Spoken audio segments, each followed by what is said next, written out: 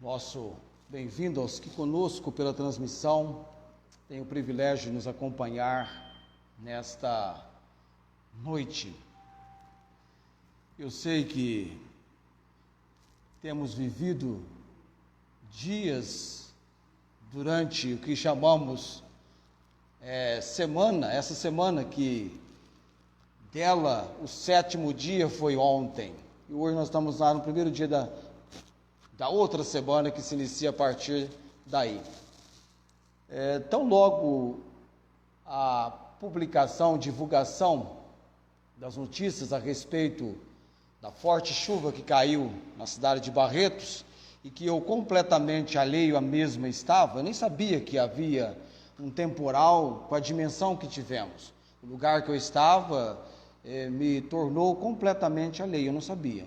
Eu saí do trabalho e normal, sabia que tinha chovido, mas não tinha ideia do que havia ocorrido na cidade.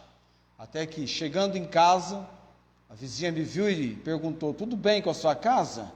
Falei: por quê? Alguma coisa aconteceu? Até minha filha tinha ligado na casa dela para saber dos animais, e aí então eu fui para a rede social, e aí eu tive uma ideia, uma dimensão do que havia ocorrido na minha cidade, e eu estava completamente desinformado. Acontecimentos tristes, devastadores, uma vida foi ceifada em virtude do que aconteceu. E o pastor Augusto, tão logo recebeu notícia, entrou em contato comigo para saber dos irmãos aqui da igreja. E eu passei informações para ele, dos nossos irmãos daqui da igreja, tudo bem, graças a Deus por isso.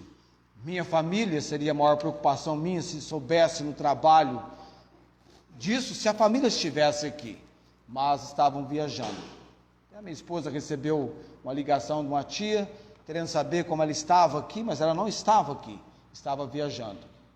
Mas eu confesso para você que eu fiquei aí então temeroso, eu tinha que viajar para Araçatuba, voltar com a família, e aí? As rodovias estão tendo problemas, vários lugares, incidentes acontecendo, por causa da chuva, outros acontecimentos que não envolvem chuvas.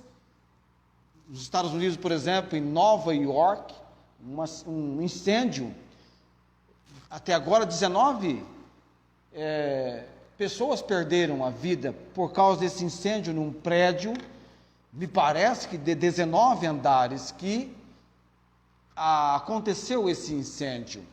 Eles dizem que é o segundo na proporção maior naquela cidade. E desses 19 que perderam a vida, 9 são crianças. Tivemos também ontem menção que chamou a atenção aqui no Brasil, do Capitólio, lá, aquele lugar de turismo que as pessoas estavam. Realmente estamos vivendo momentos de um tempo difícil. Ainda, apesar de tudo, sabemos a direção que podemos buscar, a ajuda, o socorro. Na menor fração de tempo possível que você se encontrar numa situação crítica, desesperadora, clame ao Senhor. Às vezes você não sabe o que fazer, mas Deus, de prontidão, numa imensa forma do agir dele, irá trazer o socorro, que a Bíblia diz que é socorro bem presente na angústia. Mas fica para a gente aqui algumas lições que não podemos desprezar. No momento de uma chuva, você já está mais ou menos, começou a chover, tome cuidado onde você está. Tá? O ponto mais crítico da nossa cidade, você já sabe onde ele se localiza, então fique atento. Cuidado com o lugar onde você está. E se estiver dentro de um veículo, tome a administração daquilo que você deve fazer. Mas, acima de tudo, nós temos o melhor cuidado, o cuidado do Senhor. Deus cuidando dos seus. Nós vamos agora para a nossa recitação, nossa menção do Salmo 23. Mais uma vez agradeço a você que orou pela nossa viagem. Eu fui ontem buscar a família e quando de lá saímos, já chegando aqui, estava sol, tempo normal, mas teve um temporal lá, nada grave, mas choveu forte lá, quase choveu forte aqui também, mas já estávamos em casa quando começou o tempo de chuva. Coloquemos-nos em pé, Salmo 23.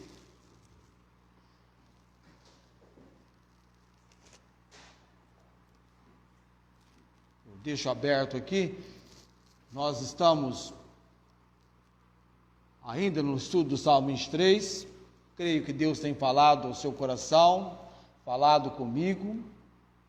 No momento daquele da chuva, se estivesse num lugar assim, eu iria então voltar a minha atenção, ainda que eu ande pelo vale da sombra da morte, tu estás comigo. No momento difícil, onde está o seu Deus? O salmista diz, tu estás comigo. Ele tem na sequência o que nós estamos estudando. A tua vara e o teu cajado me consolam. Não estou desprovido de consolo, de conforto. Vamos então ao Salmo 23. O Senhor é o meu pastor, nada me faltará. Deitar-me faz em verdes pastos, guia-me mansamente a águas tranquilas. Refrigera a minha alma, guia-me pelas veredas da justiça, por amor do seu nome. Ainda que eu andasse pelo vale da sombra da morte, não temeria mal algum, porque tu estás comigo, a tua vara e o teu cajado me consolam. Preparas uma mesa perante mim, na presença dos meus inimigos, unges a minha cabeça com óleo, o meu cálice transborda. Certamente que a bondade e a misericórdia me seguirão todos os dias da minha vida, e habitarei na casa do Senhor por longos dias. Eu espero que a irmã Inês, lá em Ribeirão Preto, também tenha feito a sua recitação conosco. Nesse momento, nós estamos nos familiarizando com este salmo que Deus entregou ao salmista Davi. Vamos orar nesse momento. Eu quero lembrar em oração a família enlutada aqui de Barretos, pessoas que perderam os seus bens materiais. Graças a Deus a vida para estes ainda eles a têm. E também por Nova York esse incêndio e vidas ceifadas ali. Não se sabe ainda a quantidade, ainda estão nos trabalhos lá, os bombeiros. Vamos orar. Nosso Deus, Pai de todo poder e autoridade, a Tua palavra declara o Senhor como o Pai das misericórdias e o Deus de toda consolação. Obrigado pelo conforto, o refrigério, o auxílio do Senhor nos momentos mais árduos, difíceis, tenebrosos e muitas vezes devastadores da nossa vida, enquanto aqui, nesse viver, que é uma breve preparação para a eternidade, nesse viver nos encontramos. Cremos, ó Deus, que o Senhor é o nosso socorro, o nosso auxílio, bem presente na angústia. Clamamos ao Senhor hoje à noite, em meio ao nosso clamor por famílias que sofreram diretamente consequências da última chuva do dia 6. Ainda bem que por misericórdia e graça, o Senhor tem nos dado dias depois desse dia 6 de estiagem. Oramos também por essa família que teve um membro essa senhora de 77 anos, que foi levada pela correnteza. Ó Deus, conforte essa família.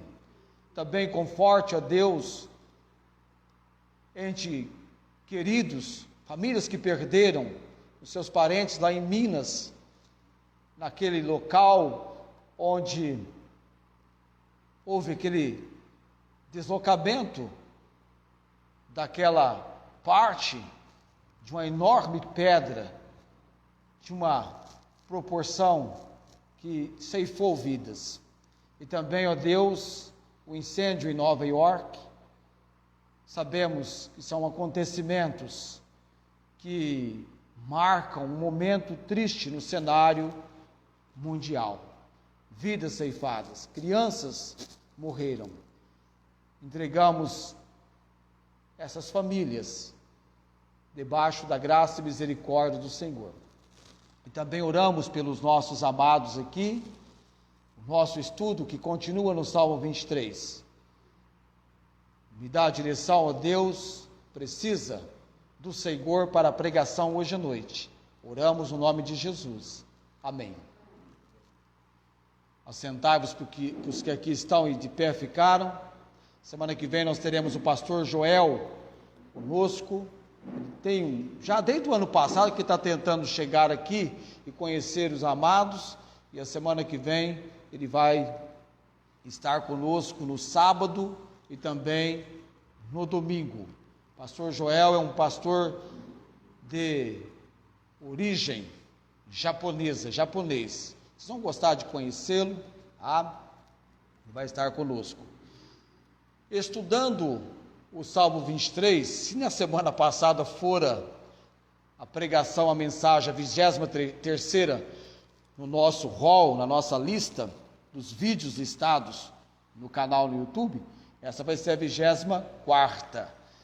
E como nós não conseguimos a semana passada finalizar as funções da vara, e como nessa semana, hoje, nesse culto, nós iremos também começar pregando a respeito do cajado, então, elaborando o título para a mensagem hoje à noite, ficou da vara ao cajado, instrumentos de consolo. Na verdade, o salmista, ele mesmo quem colocou a vara e o cajado como aquilo que lhe trazia, desenvolvia na sua vida, como ovelha do Senhor do Salmo 23, consolo. Como é bom saber que podemos contar com uma direção correta de ajuda, de consolo, de conforto. Esses dois instrumentos do pastor primitivo, a vara e o cajado. E nós entendemos, dentro do contexto do Antigo Testamento, que a vara nada mais era do que um pedaço de pau, cuidadosamente esculpido pelo pastor, para adquirir aquela forma arredondada, de uma ponta mais grossa do que a outra, tendo aí 60, 80 centímetros, extensor do braço do pastor, na utilidade desse instrumento com as ovelhas. E aprendemos as funções da vara. A primeira delas eu mencionei para você: autoridade, poder. Quando a ovelha via a vara na mão do pastor, poder, autoridade. E o simbolismo, a vara simboliza a palavra de Deus. Este livro do Senhor Deus, essa palavra, é uma palavra de poder. Nós temos aprendido sobre isso. Uma outra função que também iria proporcionar bem-estar para a ovelha no uso da vara, e evidentemente aquilo para a maior utilidade da vara pelo pastor era então a disciplina. Então, se o pastor visse uma ovelha se rebelando, afastando-se do rebanho, indo para um lugar que não deveria ir, era possível que ele então, imediatamente, de longe até mesmo, a disciplinasse usando a vara. O pastor Valmir tem uma vara lá, não tem? A Esther falou que tem.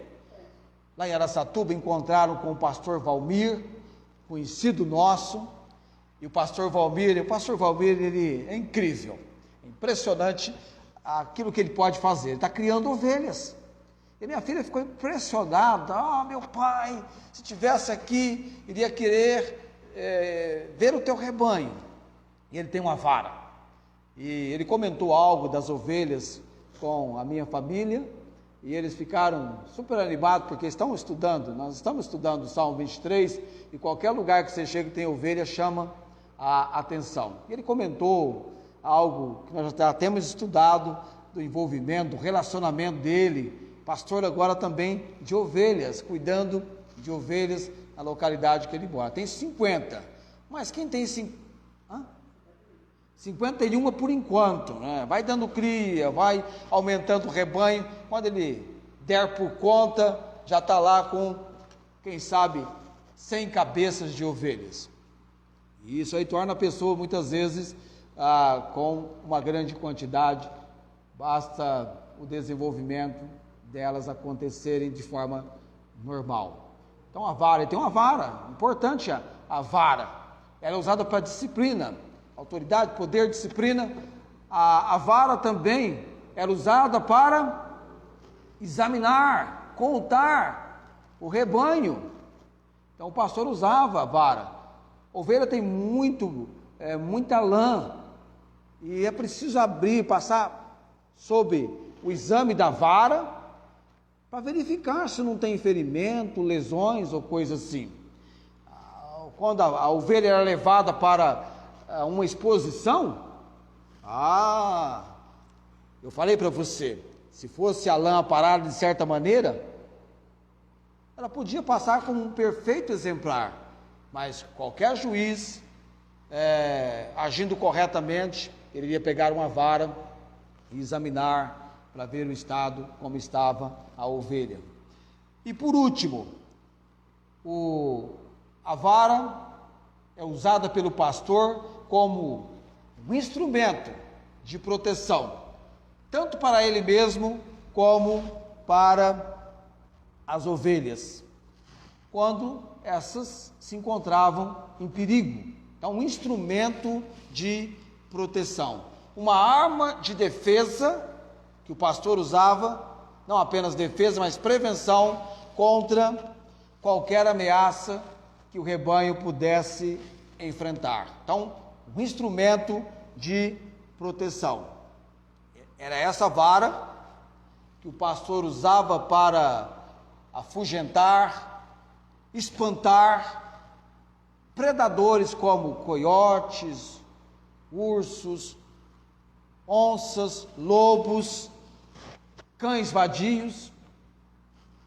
Dado momento, era essa vara que o pastor com o rebanho batia no mato para espantar cobras ou outros animaizinhos que porventura, por acaso, pudessem aparecer para perturbar o rebanho. Então ele usava a vara. Agora tem em casos extremos, como o próprio Davi relatou a Saul, sem nenhuma sombra de dúvida, o pastor usava a vara para atacar leões e ursos que vinham investir contra o rebanho.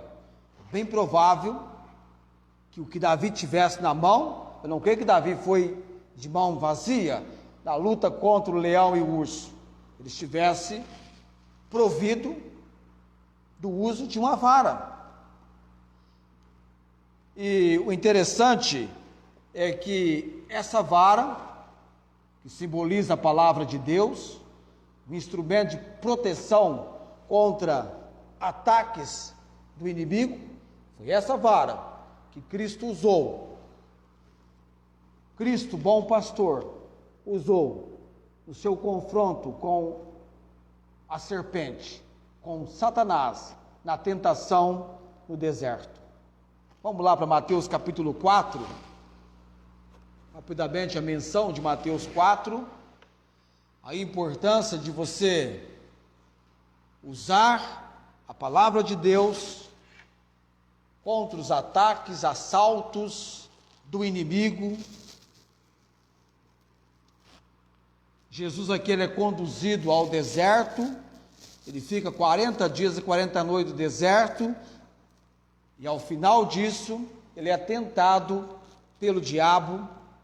Ele havia jejuado 40 dias e 40 noites, e ele então teve fome. Observe você, um quadro mostrando o que? Uma necessidade. E aí, o verso 3, apresenta-se o tentador. A Bíblia descreve aqui o tentador, lançando dúvida diante da credencial de quem realmente era Jesus. Jesus era o Filho de Deus, não precisava provar nada, mas o inimigo disse: tu és o Filho de Deus, manda que essas pedras se tornem em pães. Qual foi a resposta de Jesus? Está escrito. Onde estava escrito? O texto de Deuteronômio 8:3. Nem só de pão viverá o homem, mas de toda palavra que procede ou que sai da boca de Deus. Ele usou a palavra. Então o diabo transportou a cidade santa e colocou a uma mudança aqui no teor da tentação. Muda-se o quadro, transporta, coloca-o sobre o pináculo do templo e disse-lhe, mais uma vez, colocando em xeque, em dúvida, quem Jesus era. Se tu és o Filho de Deus, lança-te daqui abaixo, porque está escrito que aos seus anjos dará ordem a teu respeito e tomar-te-ão nas mãos, para que nunca tropeces em alguma pedra. Usar um texto fora de contexto, você cria um pretexto. Ele usou, está escrito, mas o que Jesus responde para ele? Também está escrito, não tentarás o Senhor teu Deus. A Bíblia jamais vai contra ela mesma, ela se harmoniza. E ela é a nossa arma de defesa contra os ataques do inimigo, que vem sempre para colocar o quê? Dúvida. Dúvida em relação a quem você é. Você é alguém lavado pelo sangue de Cristo. Você é alguém que a Bíblia, nós somos ovelhas do Senhor, do Salmo 23. Você verdadeiramente tem crido e recebido Jesus como seu único e todo suficiente Salvador. Faça tal coisa. Fique com a palavra de Deus. Você realmente é crente?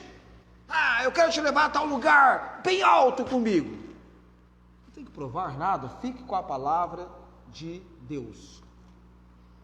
Deus é Deus dos montes, Deus dos vales. A palavra de Deus é defesa.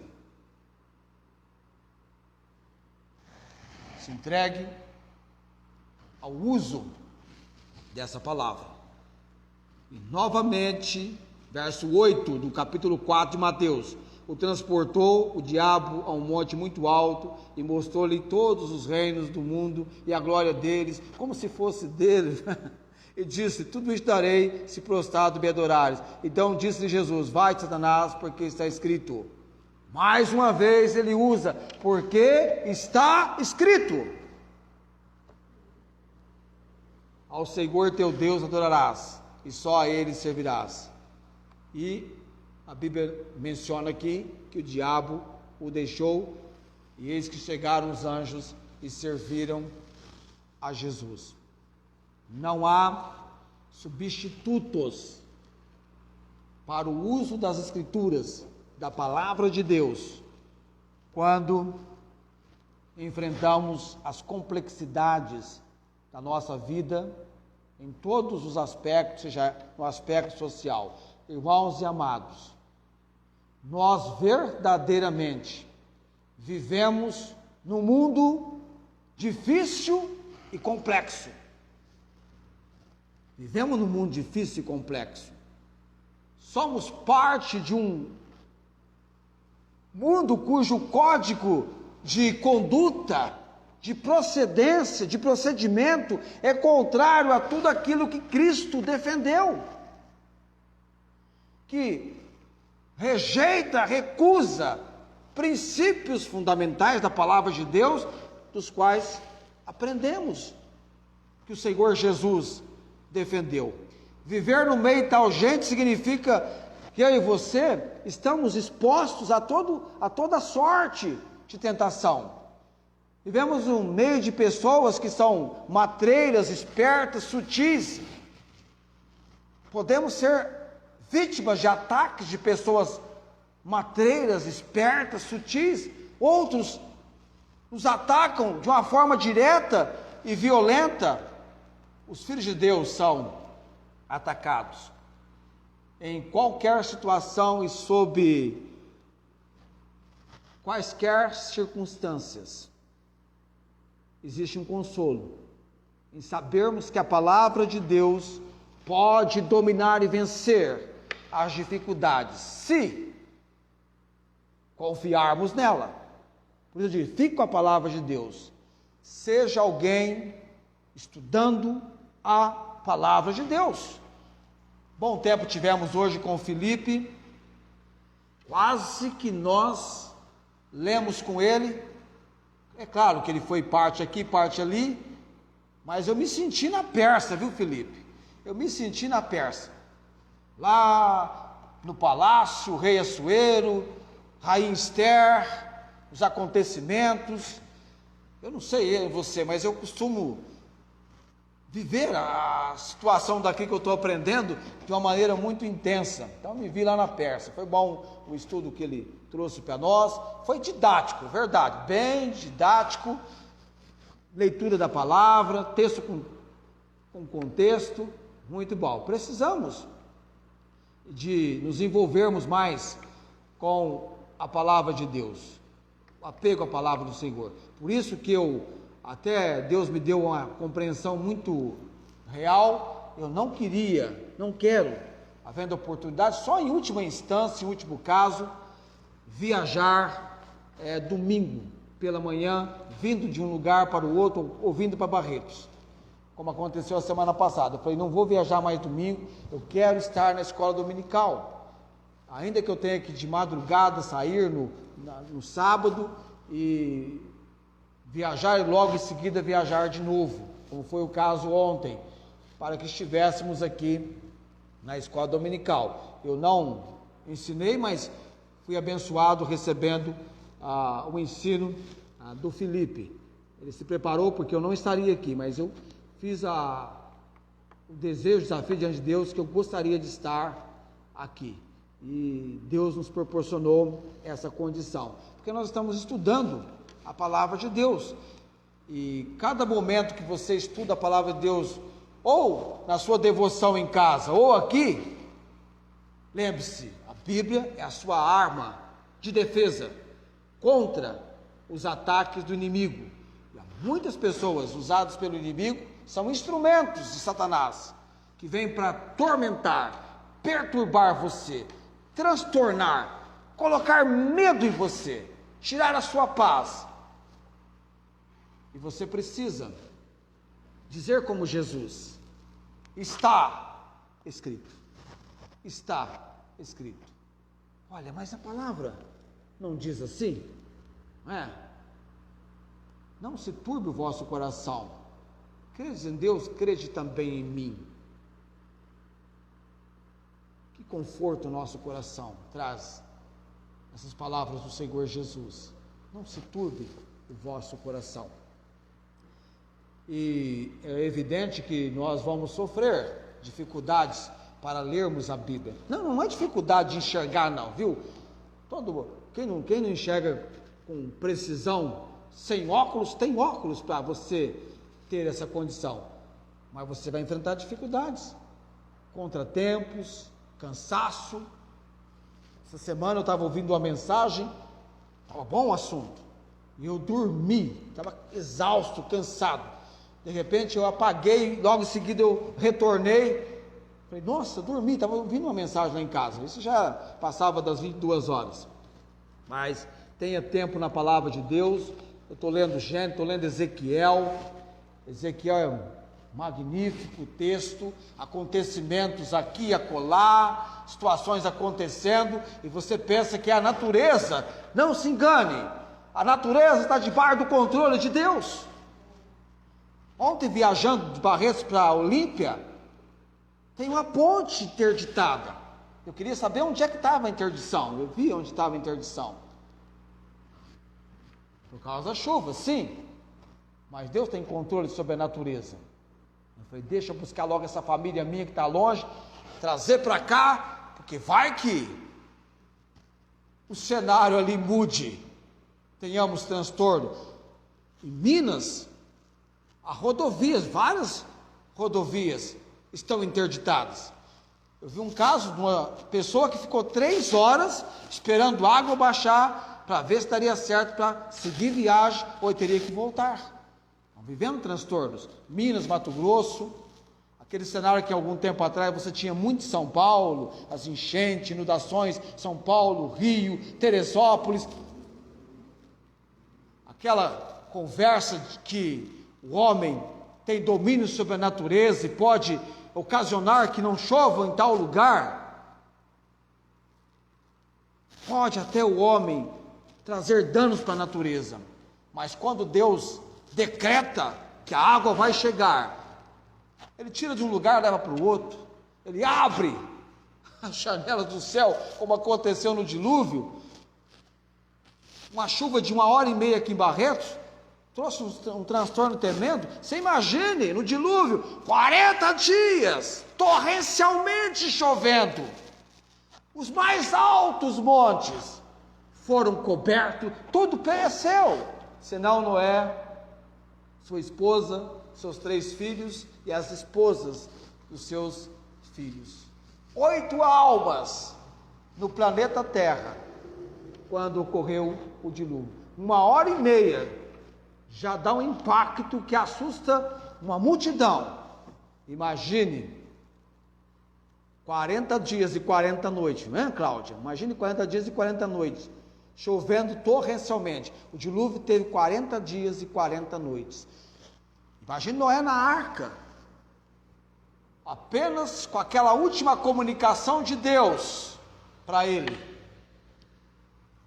E Deus só voltaria a conversar com Noé quando foi para ele sair da arca. Você já imaginou algo assim? Deus está em silêncio. Chove, depois que Deus fechou a porta da arca, começou a chover, Deus em silêncio. E Noé tem todo o procedimento já, ele sabia tudo o que teria pela frente, e Deus estava cuidando do seu servo, a sua família. Aquelas 8 almas estavam nas mãos do Deus Todo-Poderoso, que previamente levou Noé ao melhor recurso.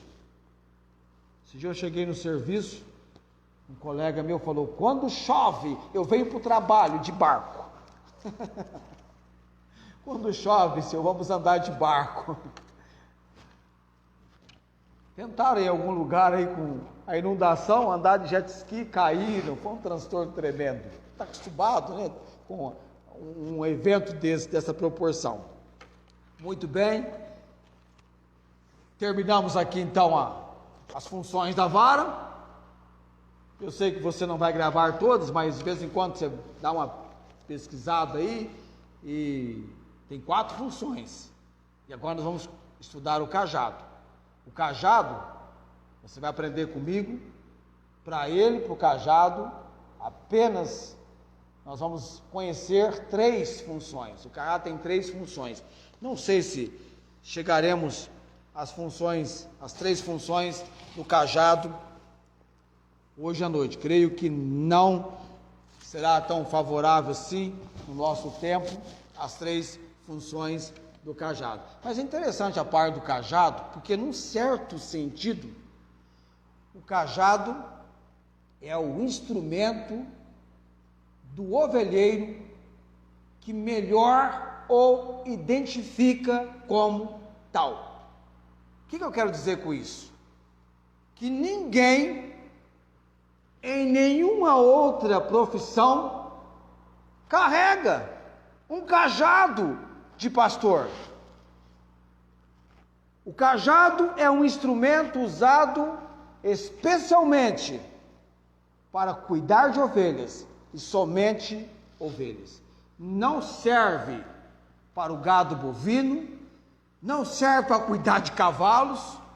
Eu passei por uma fazenda agora de cavalos, muitos cavalos. Então não serve para cuidar do gado bovino, não serve para cuidar do cavalo.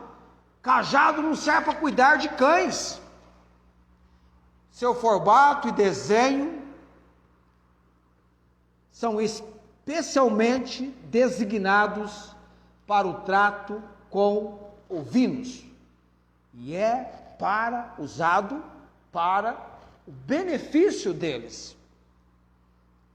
A vara tem a função e o cajado tem a sua função para o benefício do rebanho.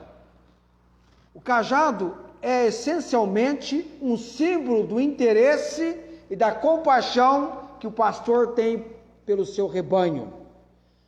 Nenhuma outra palavra melhor descreve o trabalho do pastor em favor do seu rebanho do que a palavra consolo.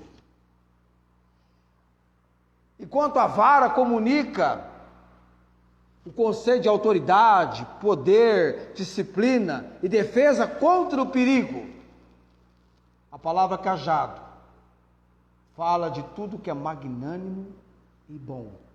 A gente até muda aqui a nossa observação, até a maneira de entrarmos neste assunto deve transmitir um certo consolo, um certo conforto, um pouco diferente da vara. O cajado normalmente é uma vara fina, longa, tendo uma das pontas recurvadas, formando um gancho. E, geralmente o criador tem todo um cuidado na preparação do cajado, preparando um que melhor se adapte ao seu tamanho, corte e uso pelo pastor. E eu li o Filipe mencionando sobre isso, de pastores idosos, até usado uma menção, aqueles pastores já no crepúsculo ou entardecer da existência, pastores já idosos, com uma certa idade, em pé, ao pôr do sol, apoiados no seu cajado, observando com satisfação o seu rebanho. E por alguma razão, o cajado confere também ao pastor um certo conforto. E é dito que durante as jornadas difíceis e as longas vigias das ovelhas, o pastor ele se apoia sobre o cajado para recuperar as suas forças. Então é possível que você encontre imagens do pastor ali apoiando no seu cajado. E é uma coisa até interessante, porque essa parte recurvada, ele põe a mão ali e se apoia. Esse instrumento é um precioso fator de consolo e auxílio para o pastor no cumprimento das suas responsabilidades. A vara simboliza a palavra de Deus. Não simboliza? Você aprendeu comigo? E o cajado? O que o cajado simboliza? Não, os dois instrumentos, Davi diz que eles traziam consolo. A vara simboliza a palavra de Deus. E o cajado? O cajado simboliza o Espírito Santo. Cristo trata conosco como indivíduos. Marque isso. E aqui, na questão do cajado, e Cristo tratando-nos como indivíduos, isso é importante. Um a um. Embora exista um rebanho, há a questão individual. E Cristo trata conosco como indivíduos. E nesse trato conosco como indivíduos, vai ser revelado doçura, consolo e correção mansa, levada a efeito pela operação de quem? Espírito Santo. E aqui então, eu e você vamos aprender algo importante da função do pastor, aliás, do cajado do pastor, que é simbolizado pelo Espírito Santo. E aí nós vamos então perceber uma função tão importante do cajado, que talvez você não tenha uma noção precisa dessa função e como ela é importante para a ovelha. A primeira função das 3 funções do cajado, no seu uso pelo Criador, pelo pastor. Então o cajado tem aquela ponta recurvada, formando um gancho, ela tem uma função de colocar aquela ponta recurvada, aquela ponta que toca na ovelha, não é isso? Você vai ver isso, estudando você vê isso. Então a primeira função do pastor no uso do cajado, que eu vou mencionar para você, eu vou mencionar nessa ordem aqui, que é a ordem que eles colocam.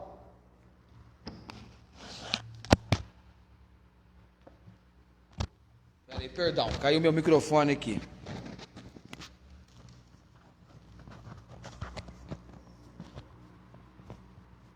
Primeira função, vamos pensar lá, vamos tentar com você aqui. O que você acha que é a primeira função dessa função? Veja bem, tem uma curva. A primeira função é levar essa parte recurvada. A minha ovelha aqui agora vai ser a Tamara. Então, atenção lá, todo mundo concentrado. A Tamara está lá. Olha a distância que eu estou da Tamara. Digamos que a Tamara é a ovelha do Senhor, do Salmo 23, do bom pastor. A Tamara, por que a Tamara está distante do pastor?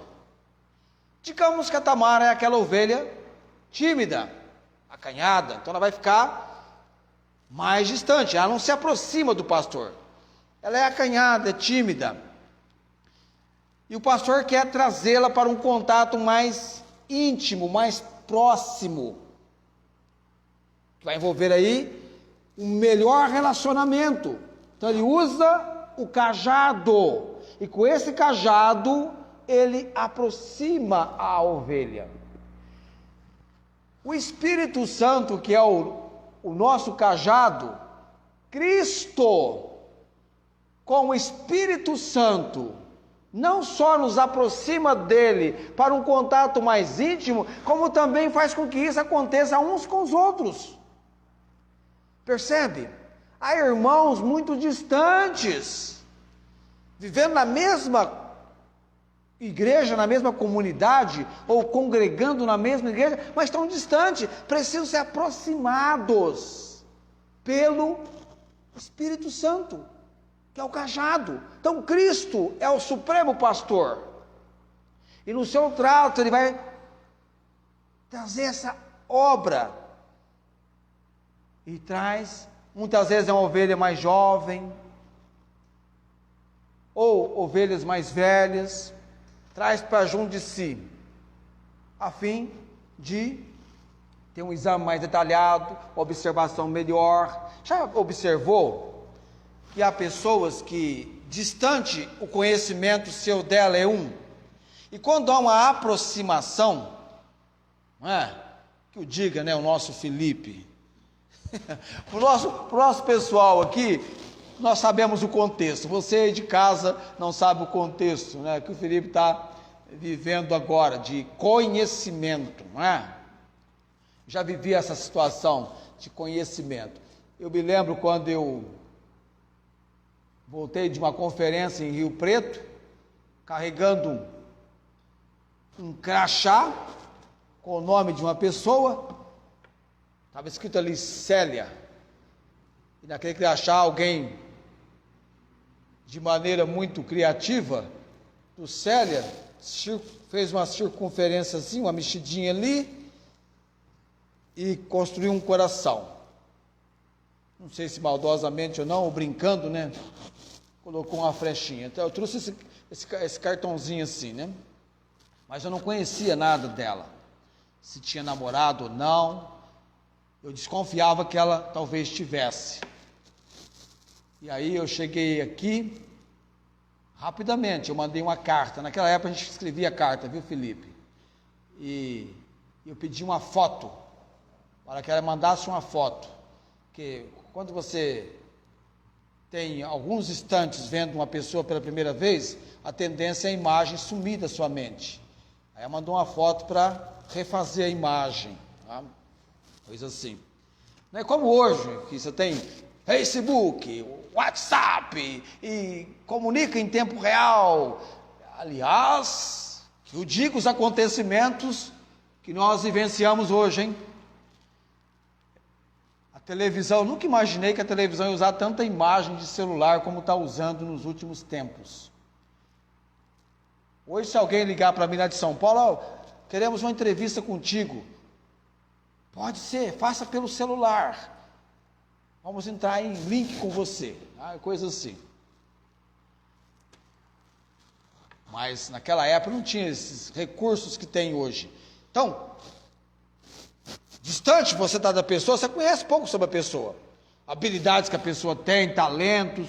Conforme você vai relacionando com a pessoa, você vai conhecendo mais e mais da pessoa. Não conhece tudo, mas já conhece um tanto. É como quando alguém chega aqui e você não conhece a pessoa, aos poucos você vai se aproximando e conhecendo a pessoa. Alguns nem deixam ser conhecidos, né? Alguns nem deixam ser conhecidos. Tem pessoa que não deixa ser conhecida. Então tem ovelha sim. Tem ovelha que ela fica distante do pastor. Ela não quer aproximar. Ela não quer se envolver muito. É verdade o que eu estou falando, amados. E aí então, o pastor vai pegar o cajado. Qual que é o meu cajado aqui, amados? Espírito Santo. Espírito Santo. Precisamos de aproximação. Preciso da aproximação com Cristo. Precisamos da aproximação uns com os outros.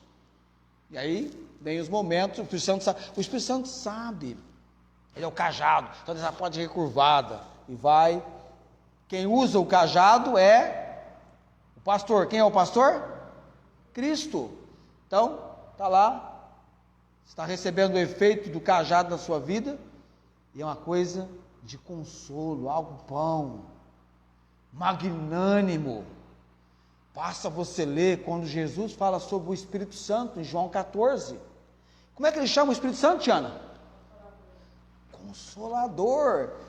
O que Davi disse? A tua palavra, aliás, a tua palavra não, a tua vara, eu estou até trocando aqui, tua vara e o teu cajado me consolam. Até a maneira como você consola alguém, passa algo de conforto, é magnânimo, há uma doçura, há uma situação assim, de conforto no momento difícil. Até a voz é suavizada. Eu vou nas horas vagas, eu estou agora buscando uma oportunidade, eu quero, nas horas vagas, conviver com ovelhas. Tem um lugar para isso, já tem um lugarzinho para isso. só estou aguardando eles mexerem mais na localidade, eu vou lá gastar umas 2 horas, 3 horas por dia, quem sabe eu não faço amizade com uma e eu vou chegar, ô Margarida, vem cá, está distante, ô ovelhinha, a voz, lembra que a ovelha conhece a voz do pastor? Ela conhece a voz do pastor, ela conhece a voz do pastor. O pastor conhece as suas ovelhas, mas as ovelhas também conhecem o pastor. Oh, minha ovelha, você já imaginou se aproximado? Venha. O que o Apocalipse diz lá? O Espírito e a noiva dizem o quê? Vem, vem. Você não canta mais perto quer estar de Cristo? Ele quer que você esteja mais perto dele. Não é para ficar distante, não. Quando uma ovelha vai ficando distante do rebanho, isso é ruim. É perto, mais perto, juntos. Então ele usa o cajado para que isso ocorra. E é linda essa menção, a questão da vida cristã. O Espírito e a noiva dizem, vem, é para vir. É lindo quando Cristo fala, vinde a mim, para chegar perto. Você lembra de João? Nós até achamos que João era tão próximo de Cristo, tão perto de Cristo, que ele até desfrutou de um momento de reclinar a cabeça no colo de Jesus. Deitou ali. Imagine aquela mulher que estava com fluxo de sangue há vários anos sofrendo, quando ela toca em Jesus, que bendita aproximação daquela mulher, que bendito momento, ela queria apenas tocar-lhe, havia uma multidão exprimindo, apertando o Senhor Jesus, mas dentre todos que tocaram em Jesus naquele momento, a virtude dele saiu em favor de apenas uma única pessoa. É o que entendemos pelo texto, aquela mulher. E aquela mulher, imediatamente quando tocou em Jesus, ela foi curada. E Jesus pergunta para os seus discípulos, eu imagino a cara de Pedro quando ele pergunta, quem me tocou?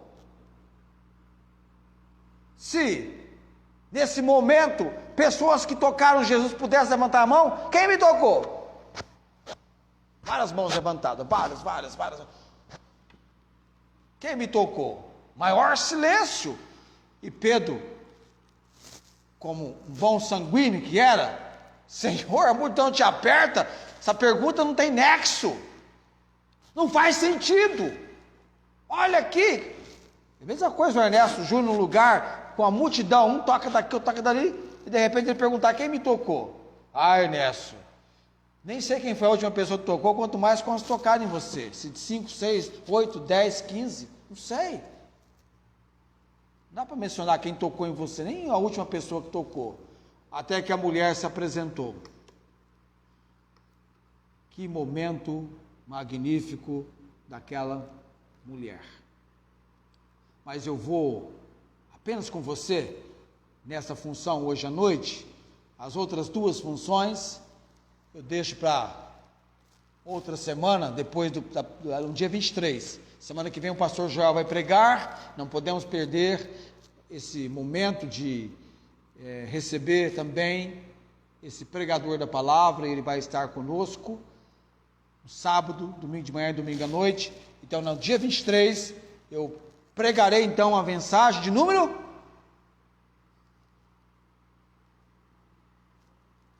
25, a 25ª mensagem, no dia 23 de janeiro. Não se assuste, não fique temeroso, logo nós chegamos na conclusão do Salmo 23, tá? Logo a gente chega lá, na casa do Senhor, cercado por bondade e misericórdia. Ok? Na semana que vem, ore então pelo culto da semana que vem, ore, tá? E não se incomode com o bom pastor, nem com o uso da vara, aliás, diga, está trazendo consolo, Senhor. e nem com a função do cajado, já essa primeira, aproximação, perto. Não só ovelha do pastor, mas ovelha com ovelha. Irmãos aqui, havendo oportunidade, aproxime-se mais. Nada como trabalhar juntos, não é? Você tem uma melhor aproximação, mas ainda assim, pode haver uma certa distância. Só o Espírito Santo mesmo, como cajado, para trazer procedimento dessa aproximação que nós tanto precisamos.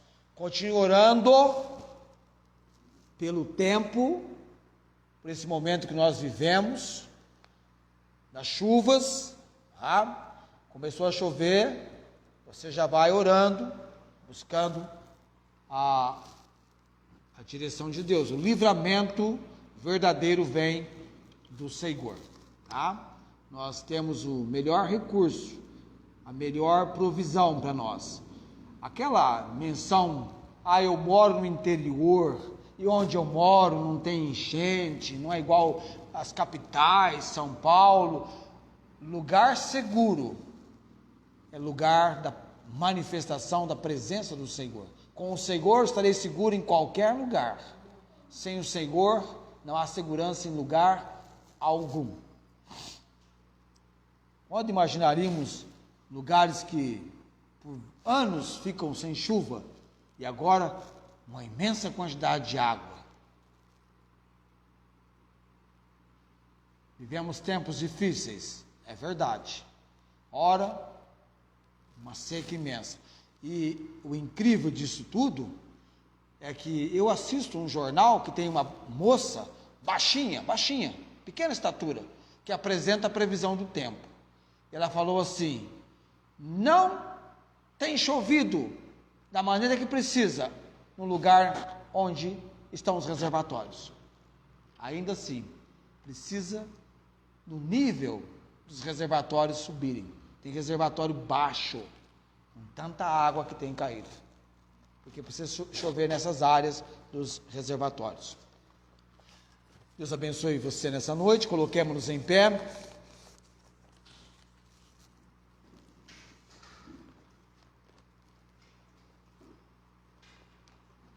Nós vamos orar. Por isso você percebe quando você fica mais participativo conosco, a gente se aproxima mais, é gostoso o momento, não é assim? A gente até desfruta daquela alegria que o Espírito Santo, nos aspectos do fruto dele, é mencionado. Amor, gozo, ou alegria, paz, tá? Vamos orar agradecendo o Senhor, porque estamos aqui, estamos bem cuidados por Ele. Aconteça o que acontecer, Deus é Deus, amém? Deus é Deus. Antes da minha oração, tem uma via aqui em Barretos que liga o bairro onde eu moro com o bairro Barretos 2.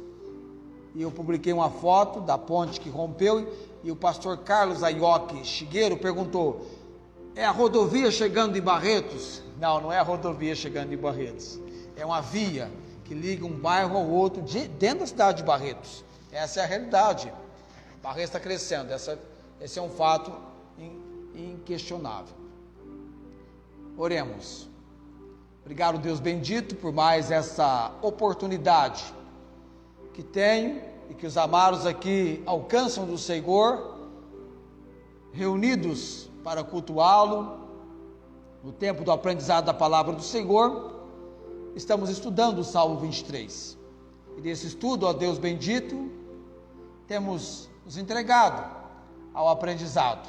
Graças damos por cada momento desse aprendizado, orando pelos irmãos, que possamos receber com prontidão e alegria a palavra do Senhor nos nossos corações, como palavra preciosa, que é capaz, por ela, de uma obra do Senhor, na atuação do Santo Espírito, acontecer momento a momento, tempo a tempo, nos nossos corações. precisamos da palavra do Senhor, precisamos da compreensão que vem do Senhor.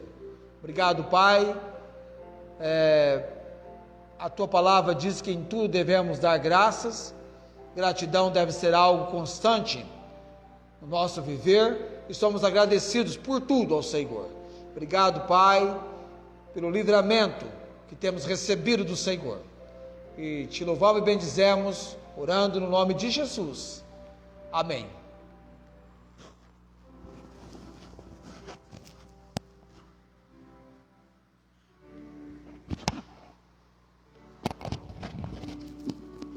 A graça do Senhor Jesus Cristo, o amor de Deus e a comunhão e as consolações do Espírito Santo sejam com todos vós. Amém.